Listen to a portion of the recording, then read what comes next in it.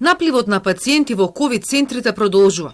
Поради компликации од болеста, за 24 часа хоспитализирани се 36 нови пациенти во главниот град, а 31 оздравен се пуштени дома. Од новопримените 19 се на интерните клиники, 11 во 8 септември, а 6 мина во инфективна. Во инфективните одели низ скопските болници лежат вкупно 467 пациенти, поголем дел на кислородна поддршка, а во цела држава има речиси 1300 пациенти кои се лекуваат болнички. Најмногу 155 има во инфективната клиника во Скопје, 112 во Прилепската болница, 110 во Охрид, а по 106 хоспитализирани има во болниците во Куманово и 8 септември во Скопје.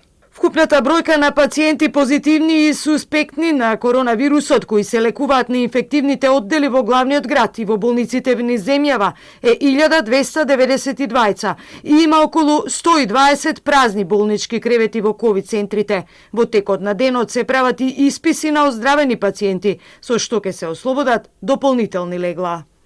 За преполните ковид центри и тешката битка со COVID-19 сведочат и дел од докторите и медицинскиот персонал кои преку видео порака порачуваат дека се трудат ниту еден пациент да не остане без потребна медицинска заштита. Апелираат до граѓаните да се придржуваат до препораките за носење маска и дистанца.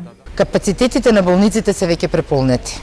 Динамиката на излекување и прием на нови пациенти е се потешко одржлив.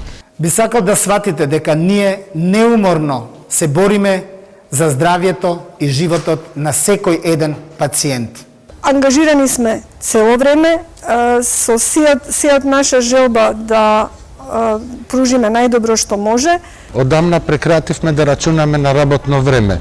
И ние имаме семејства, имаме деца, имаме постари родители.